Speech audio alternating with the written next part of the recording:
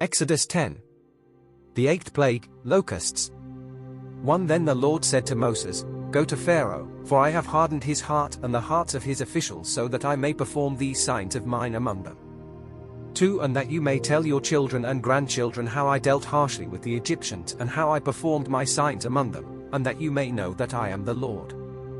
3 So Moses and Aaron went to Pharaoh and said to him, This is what the Lord, the God of the Hebrews, says, How long will you refuse to humble yourself before me? Let my people go, so that they may worship me. For if you refuse to let them go, I will bring locusts into your country tomorrow. 5 They will cover the face of the ground so that it cannot be seen. They will devour what little you have left after the hail, including every tree that is growing in your fields. 6 They will fill your houses and those of all your officials and all the Egyptians, something neither your parents nor your ancestors have ever seen from the day they settled in this land until now. Then Moses turned and left Pharaoh. 7 Pharaoh's officials said to him, How long will this man be a snare to us? Let the people go, so that they may worship the Lord their God. Do you not yet realize that Egypt is ruined? 8 Then Moses and Aaron were brought back to Pharaoh. Go, worship the Lord your God, he said. But tell me who will be going. 9 Moses answered, We will go with our young and our old, with our sons and our daughters, and with our flocks and herds, because we are to celebrate a festival to the Lord. 10 Pharaoh said, The Lord be with you, if I let you go, along with your women and children. Clearly, you are bent on evil. 11 No. Have only the men go and worship the Lord, since that's what you have been asking for.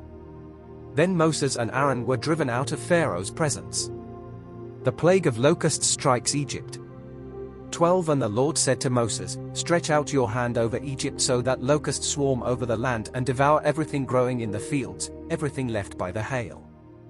13 So Moses stretched out his staff over Egypt, and the Lord made an east wind blow across the land all that day and all that night. By morning the wind had brought the locusts. 14 They invaded all Egypt and settled down in every area of the country in great numbers.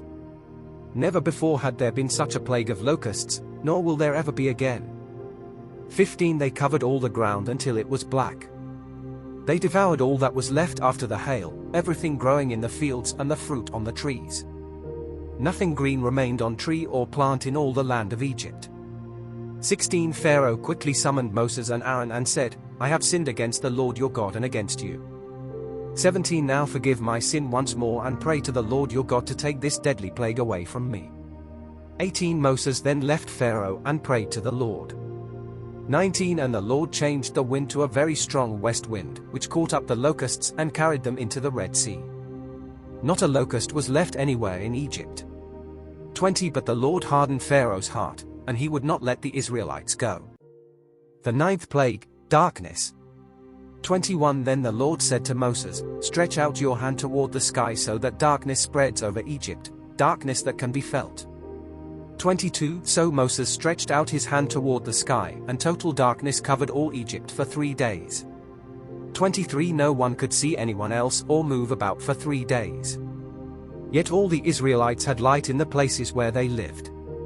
24 Then Pharaoh summoned Moses and said, Go, worship the Lord. Even your women and children may go with you, only leave your flocks and herds behind.